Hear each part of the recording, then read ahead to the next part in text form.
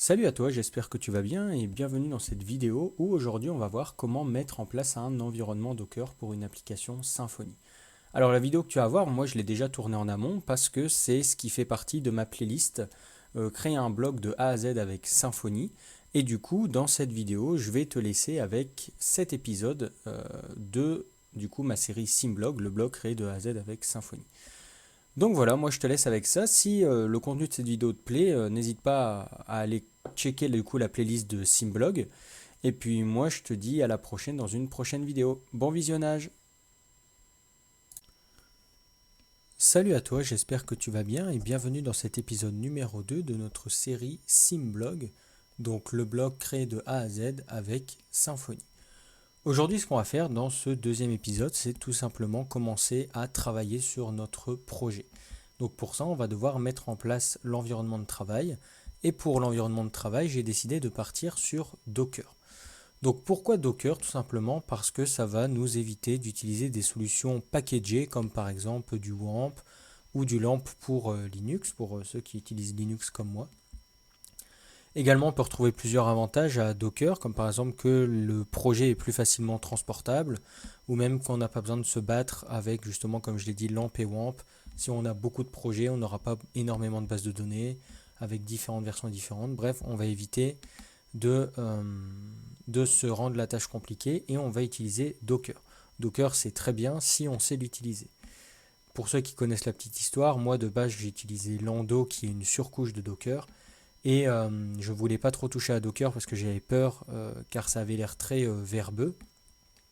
Et finalement, quand on s'y intéresse de plus près, c'est vraiment une solution très pratique qui est vraiment, on va dire, très utile quand on fait des projets, aussi bien perso que non perso, hein, des projets d'entreprise. Il faut savoir également que Docker, c'est très répandu pour les projets en entreprise. Du coup, c'est toujours bon de savoir le maîtriser. Également, avant de partir sur le début de la vidéo, je tiens à préciser que cette vidéo n'est pas un tuto Docker, mais qu'il va quand même falloir que tu saches l'utiliser, ou du moins que tu comprennes son utilisation.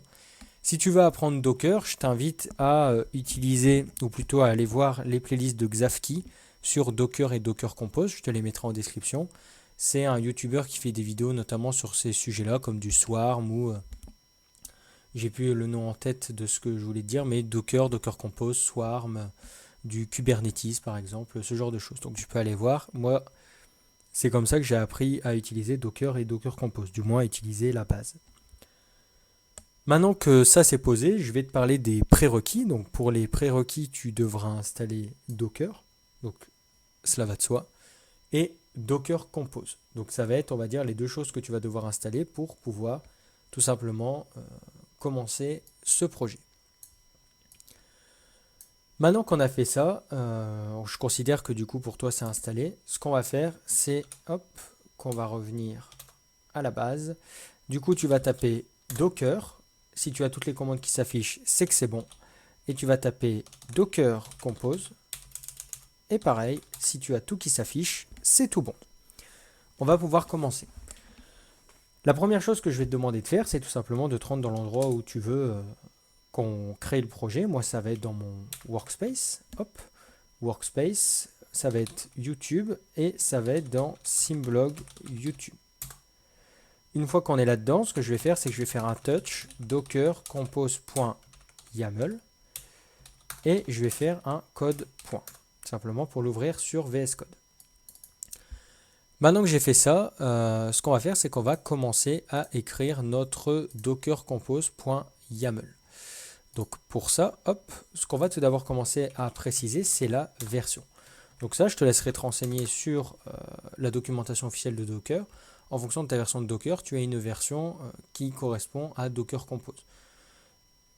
Donc je ne vais pas préciser plus là-dessus. Moi, je vais partir sur la version 3 parce que c'est celle que j'ai utilisée de base pour mon projet. Après, je pense que ça marcherait tout aussi bien avec la 3.8, étant donné que Docker, je pense avoir une des dernières versions. Enfin bref, on ne va pas s'attarder là-dessus. Maintenant qu'on a fait ça, qu'on a précisé la version, je vais mettre en place des services. Donc moi, qu'est-ce que je vais vouloir comme service? Je vais vouloir un service qui me donne du coup un Apache, par exemple, qui me donne PHP, parce que je vais en avoir besoin pour Symfony, et aussi une base de données pour pouvoir persister mes données, vu qu'on va faire un projet où on va devoir persister des données. Et également pour visualiser mes données, on peut utiliser potentiellement PHP-MyAdmin. Donc concrètement, ça veut dire que ça me fait 4 choses. Donc si on mixe PHP et Apache, car il existe des images PHP et Apache, on va dire qu'il me faut 3 services actuellement. On va commencer par le service de la base de données, donc moi que je vais appeler DB. On va lui dire de se baser sur l'image de MySQL, donc il ira directement la chercher dans le Docker Hub, que je te mettrai en description aussi si tu veux aller voir ce que c'est, si tu ne connais pas. Ensuite, on va lui donner le nom du container. Donc moi, ce que j'aime bien faire, c'est donner le nom du service et le nom du dossier courant qui héberge mon projet. Donc ici, db symblog YouTube. Ensuite, ce qu'on va faire, c'est tout simplement dire que le container doit restart tout le temps, c'est-à-dire que s'il s'éteint, il doit se rallumer. On va lui préciser également un volume. Donc nous, on va lui préciser un volume que l'on va créer, donc le volume dbdata, et tout simplement lui préciser qu'il doit persister les données dans var lib mysql. Ensuite, on va lui préciser une variable d'environnement, et la variable d'environnement, ça va être mysql allo empty password. Ça va permettre tout simplement de dire qu'on autorise qu'il y ait des comptes avec aucun mot de passe, notamment le compte root. Pour le dev, ça va être beaucoup plus simple, donc c'est quelque chose par contre qu'il va falloir enlever lorsqu'on va être en production.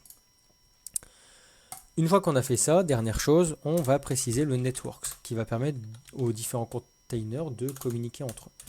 Donc on y est, on va déclarer le volume, donc le volume qui est dbdata, donc on a juste à écrire volume dbdata, et hop, et ensuite préciser pareil le networks, donc ici ça va être le network dev. Une fois qu'on a fait ça, on va passer au deuxième service, le service pour PHP-MyAdmin. Donc le service qui va nous permettre de visionner nos données en base de données. Donc bien sûr, il n'est pas essentiel, mais moi j'aime bien utiliser PHP-MyAdmin. Donc on va lui dire de se baser sur l'image PHP-MyAdmin. On va lui dire que son nom c'est PHP-MyAdmin symblog YouTube. Très bien. On va lui dire qu'il doit toujours redémarrer. Parfait. Ensuite, on va lui dire de qui il dépend, et lui, il dépend de DB, donc du service DB. Il faut bien que PHP-MyAdmin dépende d'une base de données, sinon il n'affichera rien. Ensuite, on va lui dire sur quel port on veut visualiser PHP-MyAdmin.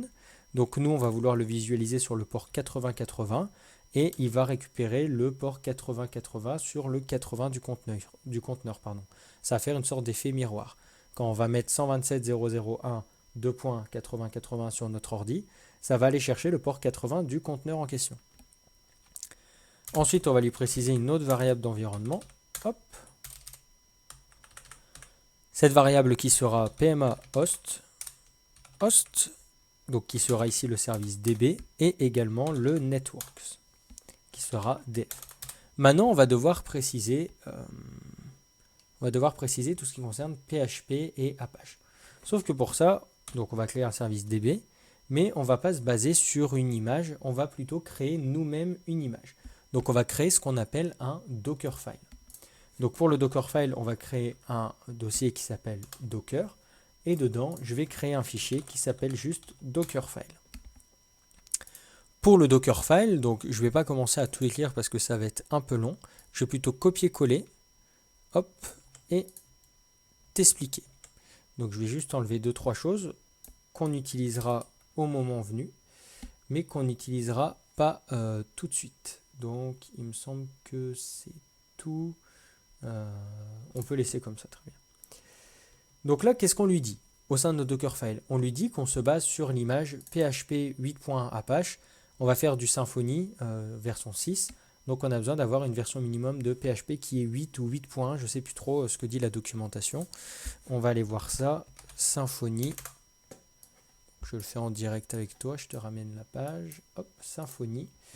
Et je crois que les premières lignes de la documentation, c'est de nous dire voilà, qu'il faut du 8.1 ou du ITER pour du 6.1. Donc nous, c'est ce qu'on a, parfait. Et on a également du Apache. Donc ça, c'est très bon. On va lui dire d'installer différentes choses. Donc je te laisse regarder et tu pourras toujours aller voir sur le GitLab de la formation pour pouvoir copier-coller ça. Pour faire simple, on va lui installer des choses essentielles pour que le Dockerfile fonctionne. Et également, on va pouvoir par exemple installer Composer, installer Node.js pour gérer tout ce qui va être les fichiers JavaScript et CSS, vu qu'on va utiliser Webpack. On va également mettre en place la CLI de Symfony et d'autres choses. Dernière chose qu'on va faire, c'est tout simplement lui préciser que le lieu de travail du Dockerfile, c'est le var www. Donc jusque-là, on est bon. Donc maintenant, une fois que ça c'est fait, on va retourner dans notre docker compose.yaml et cette fois-ci, ça va être un petit peu différent. Au lieu de mettre image ici, ce qu'on va mettre, c'est qu'on va mettre build. C'est différent quand c'est un Dockerfile d'une image qui est directement reprise du Docker Hub. On va lui dire ici qu'on veut build l'image qui se trouve dans le fichier Docker et on va lui dire que le container name, c'est 3w symblog et YouTube. Voilà, je vais y arriver. Également, ce qu'on peut lui dire, c'est qu'il doit restart quand il s'arrête. Jusque-là, on est bon. Ensuite, ce qu'on peut préciser, c'est le port. Donc, ça va être similaire au-dessus, sauf qu'ici, ça va être le port 8000. Donc là, tout simplement, qu'est-ce qu'on veut préciser? Donc, je vais mettre ça. Donc, ce qu'on veut préciser, nous, ici, c'est que quand on va aller taper sur le port 8000 de notre ordinateur, il va taper dans le port 80, du coup, de notre container, du coup, www.symblog YouTube. Donc, jusque-là, on est bon. Et je vais copier-coller le reste parce que c'est similairement la même chose. Hop. On va juste remettre les choses au bon endroit. Très bien. Pourquoi il n'est pas content, lui?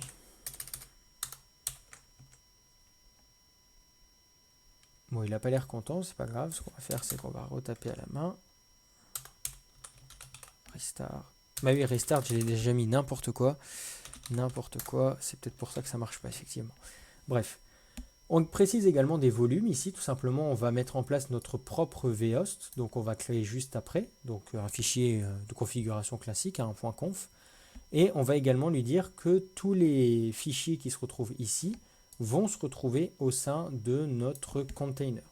Ça, on verra pourquoi plus tard, notamment quand on va installer le projet, pour que le container ait la dernière version du projet que nous-mêmes on modifiera dans notre VS Code.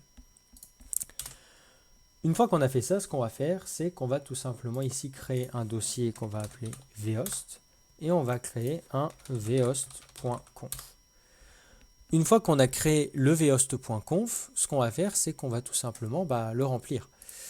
Donc, il se peut aussi à cet endroit-là que tu aies des problèmes de droit. Donc, si c'est ça, donne-toi tous les droits sur ton dossier actuel avec un, il me semble, sudo-grand R ou sudo shown-grand R, je ne sais plus trop.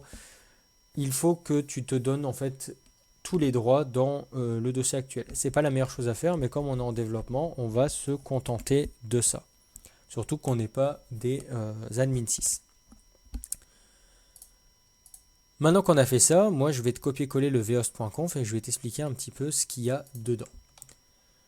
Donc le vhost.conf, c'est un vhost.conf classique. On dit que le server name, son nom c'est localhost, que l'endroit où il va trouver le root, ça va être dans var www project public, donc nous qui n'existe pas encore, et que ce sera du coup index.php, car on va mettre du coup notre projet PHP, du coup Symblog, dans un dossier qui va s'appeler project. Et on va également ici préciser que le directory c'est var www project public, et on lui précise également du coup les error logs et ce genre de choses. Une fois que ça c'est bon, je t'invite à faire un docker compose -d. Donc moi, comme j'avais déjà fait en amont pour les tests, ce qu'il va faire, c'est que toi, il va load le Dockerfile et il va tout installer. Une fois que tu auras fait ça, ce que tu peux faire, une fois que c'est fini, faire un docker compose ps. Et là, tu vas avoir différentes informations, et notamment les différents ports qu'on a renseignés. Je te montre. Ici, si on se rend sur la 127.001.80.80, on se retrouve avec phpMyAdmin. Et on peut se connecter avec root, pas de mot de passe. Pareil, si on se rend sur 127.001.8000, là, ce qu'on va faire, ce qu'on a ici, c'est un not found, mais c'est normal vu qu'on n'a pas encore installé notre projet. Mais au moins, il détecte que c'est un Apache et qu'on est bien sur le port 8000. Donc, voilà pour l'installation de notre environnement de travail avec Docker. Donc c'est tout pour moi pour cette vidéo. Dans la prochaine vidéo, ce qu'on va faire, c'est mettre en place justement le projet à l'intérieur du container Docker et aussi te montrer comment ça fonctionne tout simplement. Ce que je t'invite à faire, c'est à liker cette vidéo, à la partager et aussi à t'abonner si tu aimes bien le concept de cette playlist ou même au-delà de ça, le concept de la chaîne. Je n'oublie pas de te mettre les différents liens que je t'ai promis en description. Et puis moi, je te dis à la prochaine dans l'épisode numéro 3 où on va tout simplement créer notre projet à l'intérieur du conteneur. Donc voilà, j'espère que ça t'a plu. Salut! Salut à toi, j'espère que tu vas bien et bienvenue dans ce troisième épisode de la série Simblog, le blog que l'on crée de A à Z avec Symfony. Aujourd'hui, ce qu'on va faire, c'est tout simplement continuer dans la lancée du deuxième épisode. Donc si tu te rappelles, dans le premier épisode, ce qu'on avait fait, c'était de mettre en place l'environnement de travail, notamment avec Docker. Et on avait pu voir que ça fonctionnait, notamment en allant récupérer ici une information comme quoi Apache était bien détecté sur le port 8000 de notre machine, mais également que l'on avait bien PHPMyAdmin qui était détecté et on pouvait même s'y connecter. Donc l'environnement de travail est détecté et du coup il est bien fonctionnel. Maintenant ce qu'on va faire, c'est qu'on va tout simplement installer le projet au sein de notre environnement de travail tout simplement. Donc pour installer le projet, c'est pas compliqué. Ce qu'on a à faire, c'est faire une installation de projet Symfony classique, mais cette fois-ci au niveau du container. Tout simplement, ce qu'on va faire, c'est un docker exec. Ensuite, on va lui préciser ici le container. Du coup, nous, ça va être www.simblog YouTube. Et ensuite, on va faire Composer. Donc, Composer, je te rappelle, qui a été installé dans notre image ici, donc le Dockerfile, notamment avec ceci. Donc, Composer qui est bien installé. On va faire un Composer Create Project et on va faire Symfony Website Skeleton et on va appeler ça Project. Une fois que tu as fait ça, ce que ça va faire, c'est que ça va tout simplement installer un dossier Symfony au sein d'un dossier Project, donc qui se trouve juste ici, et ça va l'installer au sein de ton container. Par exemple, si on se connecte au sein de notre container, donc on peut le faire notamment via docker exec-ti www.simblog YouTube bash. Là, on est au sein de notre container. Si on fait un ls, on voit qu'il y a Docker, Docker Compose YAML et Project, du coup comme sur notre VS Code. Et si on rentre dans Project, et qu'ici on fait un ls-l, on voit notamment tous les fichiers et tous les dossiers, bin, composer.json, composer.log, etc., etc. Donc on voit bien que au-delà de l'avoir installé sur notre machine à nous, je mets des guillemets, on l'a bien installé sur le container. Donc là aussi, ce que tu peux faire, c'est te donner les droits. Car oui, tu n'as pas les droits car tu l'as installé au sein du container, donc ça peut poser quelques problèmes. Donc là, moi, je te conseille de faire un sudo shawn-r, le user actuel est sur le dossier courant. Hop. Et là, ça va te permettre d'avoir tous les droits. C'est quelque chose qu'il faut faire bien sûr uniquement en environnement de développement. Ne t'amuse pas à faire ça en production, ce serait légèrement dangereux. Maintenant qu'on a vu que c'était bon, ce qu'on peut faire, c'est tout simplement essayer de retourner sur ce qui nous donnait un Apache tout à l'heure, donc 127.0.0.0. Donc déjà, est-ce que PHPMyAdmin fonctionne toujours? Il fonctionne toujours. Et si on retourne sur du 8000, on voit qu'on se retrouve ici avec du Symfony 6.1.2. On a bien la navbar, on a les différentes choses ici qui sont mises en place. Et du coup, on voit comme dans SimRecipe, qu'on a deux erreurs, mais ce sont deux erreurs classiques. Pour ceux qui ont regardé SimRecipe, vous voyez de quoi je parle. Donc voilà, c'était pas plus compliqué que ça pour créer le projet au sein de Docker. Donc moi, ce que je vais faire, c'est que tout simplement, je vais retourner ici et je vais cliquer là. Installation du projet. On voit bien que le projet Symfony a été correctement installé sur notre oula, je vais y arriver, il est un peu tard, sur notre environnement de travail Docker. Dans la prochaine vidéo, ce qu'on va faire, c'est créer un Makefile. Donc tu vas voir, c'est quelque chose de plutôt sympa qui va permettre de gérer plusieurs commandes à la fois. Bref, tu vas voir, pour du dev, c'est très sympathique. Donc voilà, j'espère que cette vidéo t'a plu. N'hésite pas à liker si justement la vidéo t'a plu.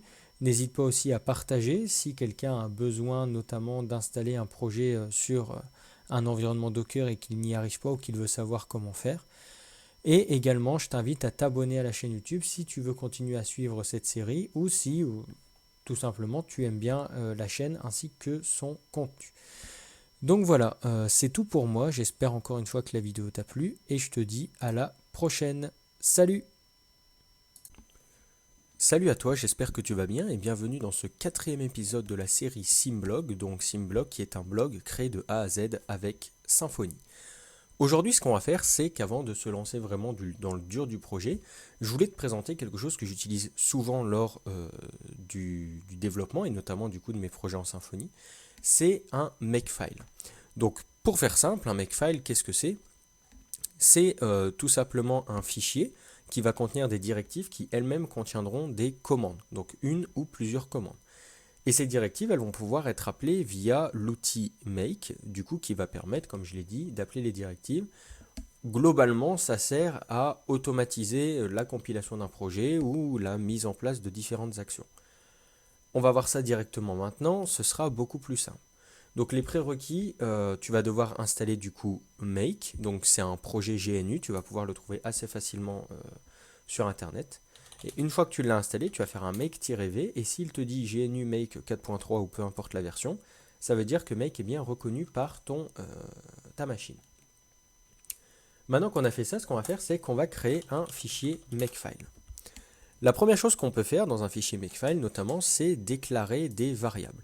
En effet, tu te doutes bien, si j'ai des commandes par exemple qui commencent par Docker ou Docker Compose, on ne va pas s'amuser à marquer Docker à chaque fois. Nous, on est des développeurs, on veut faciliter ça au maximum, on veut éviter de faire trop de travail pour rien, c'est un peu notre métier d'automatiser tout ça. Du coup, on va mettre en place différentes variables. Donc je vais en mettre plusieurs ici et je vais te les présenter. Premièrement, la variable Docker, donc j'en parlais, ça va simplement appeler Docker. Pareil pour Docker Compose, ça va appeler Docker Compose. Exec qui lui-même va appeler la variable Docker pour faire un exec dans un certain répertoire et du coup également on va cibler le conteneur www.symblog YouTube. Pareil pour du PHP, Composer, etc., etc. Donc je ne sais pas si tu te souviens, mais quand on a installé notre projet, on avait fait un docker exec www.symblog YouTube, Composer, etc., etc., etc. Avec make, par exemple, si on veut utiliser Composer, ce sera make Composer. Voilà. Donc ça va être aussi simple que ça. Pour les variables, c'est bon, je pense que tu as compris le principe. Maintenant, au niveau des couleurs, c'est simplement un écho en bash qui va simplement me dire d'utiliser telle ou telle couleur. Donc ça, c'est facilement trouvable sur, par exemple, Stack Overflow. Il me semble que c'est là où je les ai trouvés. Donc ça va pouvoir me mettre des couleurs green ou rouge. Par exemple, la première chose qu'on va pouvoir faire, c'est dire à Symfony, voilà, moi, je ne veux pas m'amuser à vider tout le cache à la main ou taper 1 million de commandes pour vider le cache de Symfony, vider le cache de Composer, vider le cache de NPM. Du coup, ce qu'on va pouvoir par exemple lui dire, c'est lui donner une directive cache clear, lui préciser du coup que cette commande, ça va tout simplement servir à clear le cache. Et ensuite, on fait une petite tabulation et on a simplement à lui dire, du coup, on appelle la variable Symfony console, donc qui correspond à php bin/console, du coup qui correspond à exec php bin/console, qui elle-même correspond, et voilà, tu as compris. Donc là, on va simplement lui dire php bin/console, et la commande en Symfony, c'est cache clear. Si on teste ça, on fait un make cache clear, et ici, il va simplement voilà, nous lancer la commande en question et ensuite nous dire voilà, j'ai dégagé le cache pour l'environnement de développement. Donc ça va être intéressant justement pour nous, car après on pourrait s'imaginer qu'on a des commandes pour vider le cache de Composer, etc. Autre chose qui pourrait être intéressant du coup, c'est d'initialiser notre projet. En effet, c'est un peu chiant d'écrire un README pour dire, voilà, le projet il s'initialise de telle façon. Nous, on va faciliter la tâche aux gens qui aimeraient reprendre l'application, et du coup, on peut directement créer une directive init. Init, ça va servir à quoi? Ça va tout simplement servir à init le projet. Donc, qu'est-ce qu'on a là-dedans? Tout simplement, on va devoir lancer les containers Docker. Donc moi, comme j'aime bien séparer ça en plusieurs couches dans mon makefile, ce qu'on peut faire, c'est appeler la commande justement make, et du coup, lui dire de lancer les conteneurs Docker. Donc on va même mettre make docker start. On va mettre, hop, ça pour délimiter, et pour Docker, je vais le prendre juste ici, on va faire ça. Voilà, au moins ça c'est clair. On va faire docker start. Et du coup, quand on fera un make init, il va tout simplement appeler un make docker start qui lui-même, du coup, hop, va faire un docker compose up-d. Donc en fait, c'est juste de l'imbrication. Je vais y arriver. Par exemple, comme je le répète, si tu fais un make init, ça va appeler un make docker start. Le make docker start, quand il est appelé, il va appeler du coup docker compose up-d, et le docker compose ici, qui est appelé, correspond directement à la commande docker compose. Donc c'est vraiment de l'imbrication de commande.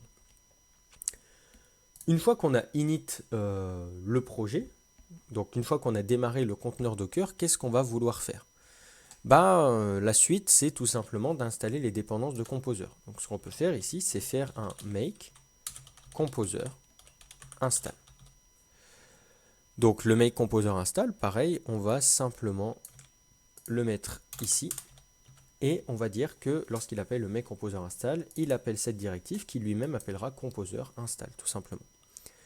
Et une fois qu'on a fait ça, qu'est-ce qui serait sympa de lui dire? C'est de lui dire tout simplement de nous donner la bonne URL pour qu'on n'ait pas à s'embêter. Donc ça, moi, je vais le copier-coller, ce sera plus rapide. Et du coup, on lui dit ici, voilà, tu appelles la couleur verte, et on lui dit que l'application est disponible à telle adresse. Donc, c'est pas compliqué, ce qu'on va faire, c'est tout simplement tester ça. Donc nous, ce qu'on va faire, c'est d'abord un docker compose stop pour stopper nos conteneurs. Et ensuite, on va faire un make init. Là, il va me lancer mes conteneurs. Il va ensuite lancer la commande pour installer mes dépendances Composer. Et ensuite, il va me dire que l'application est disponible en 127.001.8000. Si on clique dessus, il m'ouvre bien un 127.001.8000. Donc tu vois, ça fait tout ça tout seul du coup. Et on n'a pas à s'embêter à taper 1 million de commandes. Normalement, tout est déjà prévu. Alors bien sûr, il y en a qui vont faire des commandes assez simples, comme par exemple du init. Moi, j'aime bien faire un peu de tout. Par exemple, ce qu'on peut faire, même si ça ne sert pas à grand chose, c'est de faire un make stop, par exemple, pour fermer tout ce qui doit être fermé. Et notamment, par exemple, fermer les conteneurs Docker, pour éviter qu'il y en ait qui s'accumulent au fur et à mesure sur notre machine, ce qui pourrait la ralentir tout simplement. Également, pour Composer, ce qu'on peut faire, c'est lui ajouter une commande Composer install, tout simplement. Après, il y en a plusieurs. On peut voir des commandes pour la base de données, que je vais te copier-coller juste ici. Hop. Donc là, il y a un petit peu de brouillon. C'est pas très grave. Là, il appelle le make database drop. Du coup, là, ça va drop la base de données. Ça, on va l'enlever, parce que c'est la même chose. Ensuite, il va créer la base de données, donc il va appeler ici create si elle n'existe pas. Ensuite, il va lancer un database migrate qui lui-même est du coup un alias. Moi, j'aime bien aussi créer des alias de database migrate. Donc du coup, qui appellera ici make database migrate, donc juste là. Et ensuite, un database fixtures load. Du coup, on pourrait même mettre un make fixtures. Donc ça, on le testera dans la prochaine vidéo ou dans quelques vidéos lorsqu'on justement créera la base de données. Donc voilà, ça c'est le genre de choses que tu peux faire avec un makefile. Par exemple, ici, si je lui dis make cache clear, il va tout simplement me vider le cache en environnement de développement. Alors le seul problème qu'on a avec ça, c'est que c'est bien sympa d'avoir 1 million de commandes, mais on ne peut pas tous les retenir, surtout que ça peut être différent en fonction de différents projets. Du coup, moi ce que j'avais trouvé sur Stack Overflow aussi, il me semble, c'est tout simplement une commande qui va être un make help qui va te permettre de lister toutes tes commandes au sein de ton terminal. Hop, donc ici le make help. Et c'est là que tous les commentaires ici vont rentrer en jeu. Si je fais un make help, et bien tout simplement il va me dire, voilà, dans la catégorie app, tu as la commande init cache clear et elle te permet de faire ça. Donc tu as vraiment la directive et tu as du coup le commentaire qui va avec la directive. Ainsi de suite, ainsi de suite. Donc là par exemple on a init la base de données, drop la base de données, créer la base de données, c'est un alias de telle chose, c'est un alias de database migration, ce dernier du coup il fait un make migration, etc. etc. Donc voilà globalement à quoi sert un makefile. Donc, il peut venir se compléter au fur et à mesure. Par exemple, là, je n'ai aucune directive pour les tests, donc on les mettra ensemble en place au moment voulu. Mais concrètement, voilà comment on peut tout simplement faciliter la mise en place d'une application ou mettre plusieurs directives en place en fonction de ton projet. Donc voilà, c'est tout pour moi. J'espère que la vidéo t'a plu. N'hésite pas à mettre un like si tu appréciais et que tu ne connaissais pas le système de make et makefile. N'hésite pas aussi à partager et n'hésite pas à t'abonner à la chaîne si tu aimes le contenu de la chaîne ou si tout simplement tu veux suivre la suite de cette playlist. N'hésite pas à me dire en commentaire si tu as des questions ou même si tu as des demandes. Je réponds à tous les commentaires le dimanche. Du moins j'essaye, il commence à en avoir de plus en plus.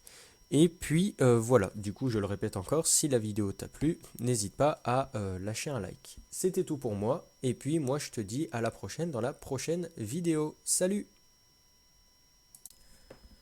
Salut à toi, j'espère que tu vas bien et bienvenue dans ce 5e épisode de la série sur Symblog, le blog créé de A à Z avec Symfony. Aujourd'hui, ce qu'on va faire tout simplement, c'est qu'on va continuer à configurer notre environnement de travail pour pouvoir travailler sur notre projet par la suite. Et aujourd'hui, ce qui nous attend, c'est l'installation et la configuration d'un outil que nous propose Symfony qui est Webpack Encore. Donc Webpack Encore, je vais te mettre la documentation devant les yeux. Webpack Encore, en fait, c'est, comme j'ai dit, un outil qui nous est proposé par Symfony qui va nous permettre de travailler plus facilement avec du CSS et du JavaScript. Concrètement, Webpack Encore, en fait, il se base sur l'outil Webpack, donc l'outil juste ici. Et Webpack, tu en as sûrement déjà entendu parler, c'est très répandu dans les projets aujourd'hui. Et en fait, il va permettre de faire plusieurs choses, mais notamment, nous, ce qui va nous intéresser, c'est que Webpack va nous permettre de compiler tous nos fichiers en un seul. Par exemple, on voit ici qu'on a plein de fichiers avec des dépendances à gauche à droite. Et Webpack, son travail, ça va être de nous sortir un seul et unique .js ou .css. Globalement, l'idée de Webpack, c'est ça. Alors, on va directement commencer. Pour installer Webpack au sein d'un projet Symfony, tout est dans la documentation, donc dans la partie installation. Et ce qu'on va devoir faire, du coup, c'est un Docker. Donc, vu que nous, on installe ça au sein de nos containers Docker, Docker exec, on va lui préciser du coup le directory. Donc ici, ça va être var 3w project, le conteneur que l'on cible et tout simplement la commande. Donc nous, ça va être composer require, Symfony, webpack, encore, bundle. Donc là, Symfony va se charger de tout installer, que Symfony Flex, ça va être assez rapide. Et là, une fois que c'est bon, il nous dit que si on utilise Yarn, on peut faire un Yarn install. Nous, on va plutôt partir du coup sur du npm. Et ça va être similaire. On va faire ici un npm install. Donc là, pas de panique, c'est pas que ça bug, c'est juste qu'il fait le traitement dans le conteneur. On n'a pas forcément un retour console directement. On va en avoir un. Mais du coup, concrètement, il est en train d'installer l'ensemble des packages au sein du coup de notre projet.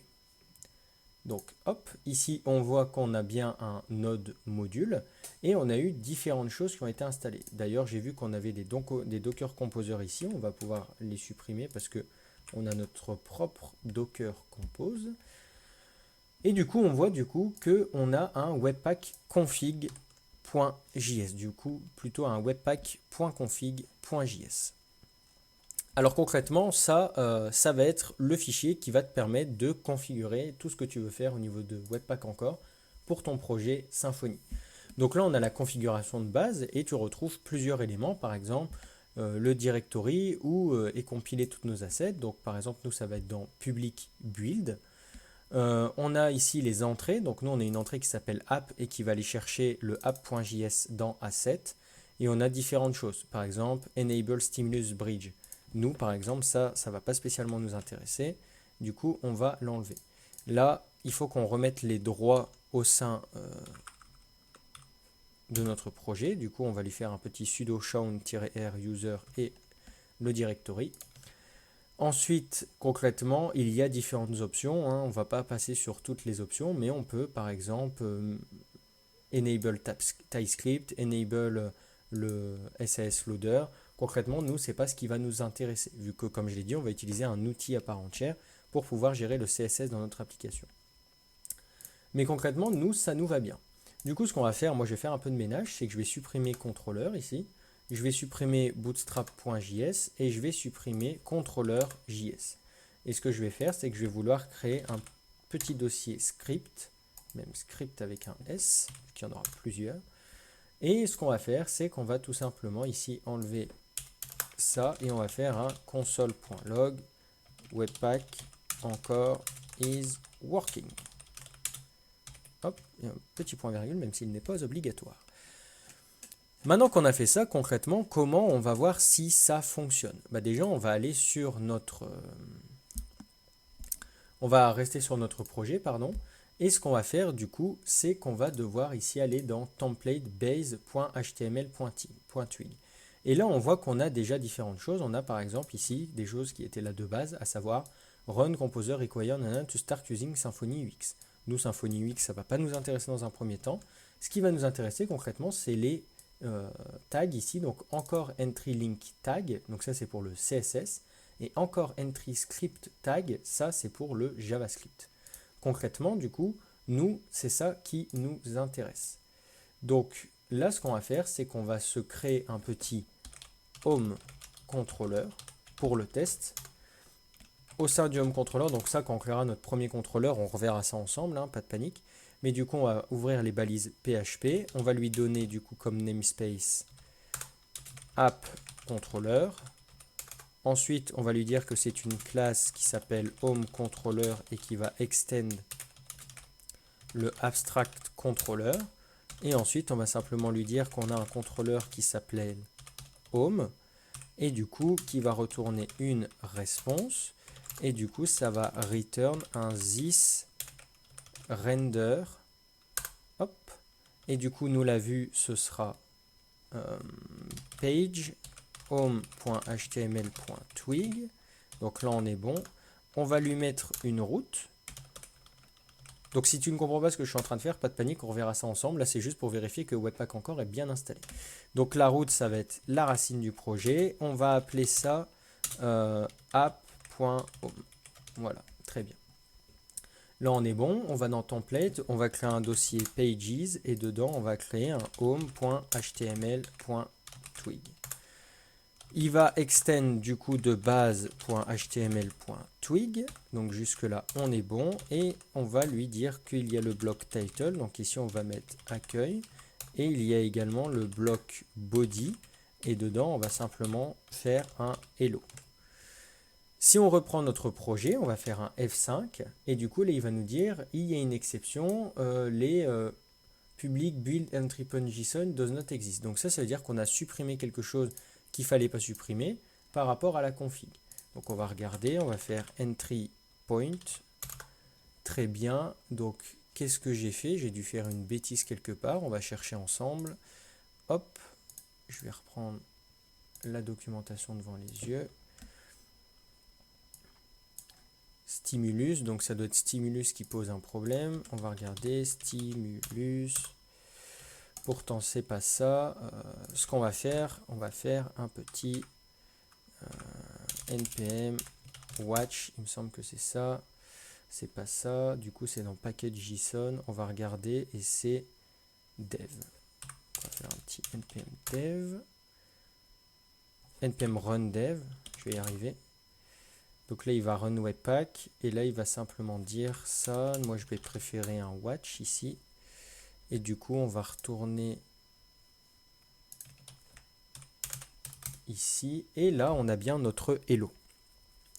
Donc là concrètement ce qu'il fallait simplement faire, c'est compiler les fichiers. Car oui, en fait, quand on a écrit nos fichiers ici JavaScript et CSS, donc on a déjà un fichier CSS de base, hein, quand on l'a écrit, concrètement, bah, on n'a rien dans le dossier public qui est, je vais le trouver, on va y arriver ensemble, il est là. Concrètement, dans le dossier public, tout ce qu'on a, c'est un index.php. Et tant qu'on n'a pas fait de yarn-watch ou de npm run-watch ou de mpn run-build, etc., bah, il n'y a pas de build justement ici. Build qui est ici grâce à ça, ici, si tu as bien suivi. Donc concrètement, c'est pour ça que ça ne marchait pas. Et du coup, le fait de tout compiler, on a bien un build qui contient lui un 1.css et 1.js. Du coup, concrètement, jusque-là, on est bon. Maintenant qu'on a ça, hop, ce qu'on va faire, c'est qu'on va simplement regarder le résultat sur le 127.001.8000. Et là, on voit bien qu'on a un hello et qu'on a justement un en fond d'écran light gray, il me semble, voilà, c'est ça, qui a été précisé dans le app CSS, juste ici. Et on voit également qu'on a notre Webpack encore is working que l'on a mis juste là. Donc concrètement, voilà, il n'y a pas grand chose de plus à faire pour mettre en place la configuration de base de Webpack encore dans notre projet. Donc on va s'arrêter là. Si tu veux creuser le sujet, bah, je t'en prie, fais-le. Nous, on ne va pas le faire parce qu'on va se contenter de la configuration de base. Ça va nous servir. Et c'est simplement nous ce qui va nous... ça va nous suffire, on va dire. Donc voilà, j'espère que cette vidéo t'a plu. Si tu as des questions, n'hésite pas à les poser en commentaire. Également, n'hésite pas à liker cette vidéo si ça t'a plu et à la partager si quelqu'un rencontre un problème dans l'installation et la configuration basique de Webpack encore au sein d'un projet Symfony. Et également, n'hésite pas à t'abonner si tu veux continuer à suivre cette playlist et si tu veux également continuer tout simplement à suivre la chaîne et à suivre les différents épisodes que je vais produire sur cette chaîne. Donc voilà, j'espère que ça t'a plu, je te dis à la prochaine dans la prochaine vidéo et puis salut. Salut à toi, j'espère que tu vas bien et bienvenue dans l'épisode 6 de la série sur Symblog, le blog créé de A à Z avec Symfony. Aujourd'hui, ce qu'on va faire, c'est qu'on va encore continuer la configuration de notre projet. Après avoir mis en place notre environnement de travail avec Docker, créer un makefile pour avoir des suites de commandes plus simples et également installer et configurer Webpack encore, aujourd'hui, on va s'attaquer à la configuration de la base de données. Donc la configuration de la base de données, c'est concrètement quelque chose que l'on peut retrouver dans tous les projets, étant donné que la plupart des projets aujourd'hui ont des bases de données, que ce soit des bases de données avec SQLite ou MySQL.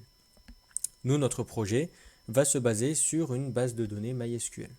Alors comment on peut faire pour configurer la base de données avec MySQL, sachant qu'on a un environnement Docker? Déjà, la première chose qu'on peut remarquer, c'est que si on fait un docker exec var 3w project, qu'on va sur Symblog YouTube et ensuite qu'on s'amuse à faire un php bin/console doctrine database create, il va nous dire qu'il ne peut pas trouver le bon driver. Alors c'est normal car pour l'instant on n'a rien configuré. En effet, ça c'est le point env de base, donc si tu as déjà fait du Symfony, tu dois savoir que le point env c'est l'endroit où on peut et même où on doit configurer la variable d'environnement database URL qui va permettre de donner toutes les indications à Symfony par rapport à comment est configurée notre base de données. Nous, si on va sur notre dockercompose.yaml, notre base de données, bah, c'est le service DB du coup, qui se base sur l'image MySQL, qui a pour nom de container DB Symblog, etc. Et on voit du coup qu'on avait ajouté une variable d'environnement MySQL allant petit password, donc pas besoin de mot de passe. Et du coup, en fait, c'est sur ça qu'il va se baser. Alors concrètement, le PostgreSQL, on ne va pas en avoir besoin. Et du coup, nous, ce qu'on va devoir ajouter, c'est ça. Concrètement, on va lui dire que c'est du MySQL, qu'il va se connecter avec l'utilisateur root. Je le rappelle, hein, c'est le même utilisateur que pour se connecter sur PHPMyAdmin, car PHPMyAdmin, ici, on lui a bien dit qu'il dépendait de DB, donc du service DB, donc c'est pareil. Deux points, le mot de passe. On n'a pas de mot de passe, on a autorisé les mots de passe empty, donc les mots de passe vides. Et ensuite, on a simplement à lui indiquer le nom ici du container. Ici, c'est justement le container name qui fait foi. On pourrait également potentiellement faire marcher ça avec l'adresse IP du container, mais nous, on va simplement mettre le nom du container. Après, on lui précise le port que tu peux retrouver en faisant un docker compose ps. Et ici, on voit que pour le DB Symblog YouTube, c'est bien du 3306. Donc jusque-là, on est bon, rien de compliqué. On lui dit de faire du 3306. Et on lui précise le nom de la base de données. Nous, ça va être du Symfony. Donc jusque-là, on est bon. Si je retourne sur mon phpMyAdmin que je vais te montrer juste ici, pour l'instant, on n'a aucune base de données qui s'appelle Symfony. Et c'est normal, parce qu'il faut la créer. Alors, on peut s'amuser à faire un docker, exec, lui préciser le bon chemin, etc., etc. Nous, on a un truc super, ça s'appelle un makefile. Et du coup, on va faire un makehelp.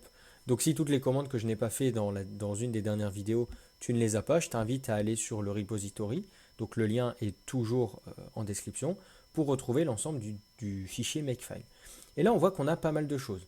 Database init, database drop, database create. Nous, pour l'instant, on a besoin de faire un database init parce que si on se souvient bien, le database init, c'est déjà pour faire les migrations, c'est déjà pour faire les fixtures. Nous, on n'en est pas encore là. Du coup, nous, ce qu'on va simplement faire déjà, c'est créer notre base de données. Donc, make database, create. Et là, il va nous dire, ok, très bien, je lance cette commande, donc docker exec, var 3w project, le container, php bin/console, doctrine database create, si elle n'existe pas. Et là, il nous dit justement, d'accord, je crée la base de données Symfony avec la connexion name default. Si on va sur notre phpMyAdmin, toujours pas de base de données, car on n'a pas rechargé la page. Si on recharge la page, on se retrouve bien avec la base de données Symfony. Donc pour l'instant, cette dernière est vide et c'est normal vu qu'on n'a aucune migration. Donc concrètement, c'était tout ce qu'il y avait à faire pour configurer la base de données. Je le rappelle, configurer le database URL et ensuite créer la base de données. Pour tout ce qui est création de migration, migration des migrations et autres, ça on verra ça dans la vidéo numéro 9, il me semble, lorsqu'on va créer notre première entité pour le projet. Donc voilà, c'était tout ce qu'il y avait à faire pour configurer la base de données sur un environnement Docker. J'espère que cette petite vidéo t'a plu. Si c'est le cas, n'hésite pas à liker, n'hésite pas à partager. N'hésite pas également à me laisser un commentaire si tu as un problème. Je réponds à tous mes commentaires le dimanche. Également, n'hésite pas à laisser un commentaire si tu as apprécié la vidéo. Et puis, n'hésite pas également à t'abonner si cette mini vidéo t'a plu, si tu veux continuer à suivre l'aventure Symblog et surtout si tu veux continuer à suivre l'aventure de la chaîne YouTube. Donc voilà. J'espère que ça t'a plu et moi je te dis à la prochaine dans la 7e vidéo. Salut! Salut à toi, j'espère que tu vas bien et bienvenue dans ce 7e épisode de la série sur Symblog, le blog créé de A à Z avec Symfony. Aujourd'hui, vidéo très rapide, je vais te parler du coup des points env. Car oui, en fait, j'aimerais bien du coup qu'on parle des points env étant donné que c'est quand même un aspect assez important lorsqu'on fait un gros projet qui est amené à être en production et même qui est amené à être versionné comme notre projet sur des repositories, notamment des repositories publics. Déjà, il faut comprendre qu'on a déjà commencé à modifier un point env, donc si tu ne sais pas ce que c'est, je t'invite à aller voir la documentation de Symfony. Mais du coup, on s'est déjà amusé à modifier une variable d'environnement, donc database URL. Mais, tu vois, imaginons que root, c'était pas vraiment mon vrai nom et que moi, mon vrai nom, c'était Michel42 et que j'avais un mot de passe et c'est un mot de passe que je reprends partout. Bah, c'est pas très intelligent de mettre ça dans le point env. Du coup, ce qu'il aurait fallu, c'est créer par exemple un .env.local. Et le .env.local, en fait, il va faire foi et du coup, il va prendre la direction ici. C'est-à-dire que ce qui est écrit dans le .env.local va, on va dire, override ce qui est écrit dans le .env. Par exemple, ici, si je mets en commentaire le database URL et que ici on a un .env.local, tu vas voir que ça va tout à fait marcher. On peut faire un make database drop et ici, il va très bien me dire, ok, je drop la base de données.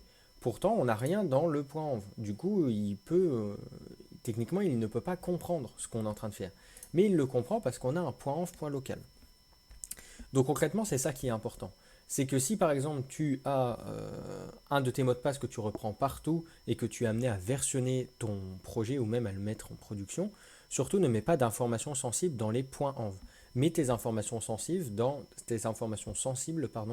des points env.local, .dev.local, .env.test.local. Il faut toujours que ce soit un point local, du moins avec Symfony, pour pas que, on va dire, soit versionné ou mis en production les informations sensibles. Donc voilà, c'était juste une petite vidéo rappel, une vidéo quand même pour te montrer la bonne façon de faire avec les points env. Également, ce qu'on peut s'amuser à faire avec les points env, c'est tout simplement configurer nos environnements de test et de développement. L'environnement de test, on le fera dans la prochaine vidéo, mais par exemple, l'environnement de développement, nous, ce qu'on pourrait faire, c'est créer un .env.dev qui va prendre le dessus du coup sur le .env. Mais nous, on ne trouve pas du coup une utilité à faire ça directement, vu que nous, tout ce qu'on met dans le .env peut très bien être versionné, il n'y aura pas de problème. Donc voilà, c'était juste une petite vidéo pour te rappeler comment fonctionnaient les points env et surtout que si tu as des informations sensibles, mets-les bien dans des .env.local. Donc voilà, si ça t'a plu, n'hésite pas à liker, n'hésite pas à partager, n'hésite pas à mettre un commentaire aussi si tu n'as pas compris. Également, n'hésite pas à t'abonner à la chaîne si tu veux continuer à suivre l'aventure de Simblog ou même l'aventure de la chaîne en elle-même. Moi, je te dis à la prochaine dans la prochaine vidéo où, comme tu l'as compris, on va configurer l'environnement de test. Je te dis à la prochaine dans la prochaine vidéo et puis salut! Salut à toi, j'espère que tu vas bien et bienvenue dans le 8e épisode de la série Simblog, le blog créé de A à Z avec Symfony. Aujourd'hui, dernière vidéo de configuration et dans le prochain épisode, on s'attaquera vraiment au projet. Mais aujourd'hui, avant de commencer notre projet, on va devoir configurer l'environnement de test. Car en effet, nous, on va vouloir justement faire des tests dans notre projet. Les tests, pour rappel, j'avais déjà fait une vidéo là-dessus, c'est très important. J'ai même fait une petite série de vidéos sur les tests pour Symfony. Pour le projet SimRecipe, si tu ne l'as pas vu, je t'invite à aller voir sur ma chaîne, il y a une playlist réservée à ça. Les tests, c'est vraiment très important pour que ton application dure dans le temps et qu'il n'y ait pas, on va dire, un million de bugs un an plus tard sur ton application. C'est vraiment quelque chose de très important pour que ton application, du coup, soit en bonne santé globalement au fil du temps. Du coup, pour faire des tests au sein de Symfony, déjà, il faut configurer l'environnement de test. Donc, pour configurer l'environnement de test au sein de Symfony, c'est pas très compliqué. Déjà, par exemple, ici, on avait ajouté le database URL. S'il n'est pas dans le .env, il va falloir l'ajouter dans le .env.test. Car ici, par exemple, si je l'enlève et que je veux créer du coup ma base de données de test, donc si je fais un make database init test, qui est du coup dans mon makefile, du coup, là, il va me dire, mon petit frérot, moi, je comprends pas, elle est où ma variable d'environnement database URL? Si on la laisse dans le .env, globalement, il va la trouver. Là, il va nous créer notre base de données pour le test. Bon, là, il y a une petite erreur, mais c'est parce qu'on n'a pas encore de migration, donc pas de panique. Donc, globalement, il faut déjà renseigner le database URL. Et aussi, il faut une base de données indépendante pour ne pas mélanger les données de notre base de données pour le développement et les données de notre base de données pour l'environnement de test. Du moins, moi, c'est comme ça que je fonctionne. C'est-à-dire qu'ici, on va avoir deux bases de données qui s'appellent Symfony. Si on fait un F5, là, on va voir du coup qu'il y a la Symfony test qui est ici. Si je refais un make database init, hop, on va faire un F5 et là tu vas te rendre compte que c'est un affichage un peu différent. Pourquoi? Parce que ça regroupe deux bases de données qui ont le même nom, à savoir Symfony et Symfony test. Donc ici on a Symfony, qui est tout simplement la base de données Symfony, donc en environnement de développement, et Symfony test qui va être notre base de données en environnement de test. Donc pourquoi c'est important d'avoir ça? Tout simplement parce que quand on va lancer nos tests, on n'a pas forcément envie que ça impacte notre base de données en développement. Du coup, c'est bien de séparer les deux. Du moins, je le répète, moi, c'est comme ça que je fais. Également, qu'est-ce qu'on a d'autre à faire pour l'environnement de test? Pas grand-chose d'autre, étant donné que ça, techniquement, on est bon. Donc moi, je vais aller voir dans mon makefile et techniquement, moi, quand je fais un make test, il m'initialise ma base de données et ensuite, il me run mes tests. Dans unit et functional. Donc ce qu'on va pouvoir faire, c'est d'aller dans test, de mettre ici un unit et de mettre ici un functional. Il y aura également des tests end-to-end avec Panther, mais ça c'est assez particulier, du coup on verra ça plus tard.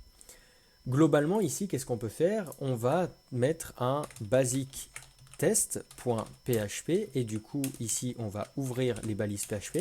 Donc tout ça pour tester que notre environnement de test fonctionne correctement. On va lui donner comme namespace app test et comme classe ça va être un basic test qui extend kernel test case.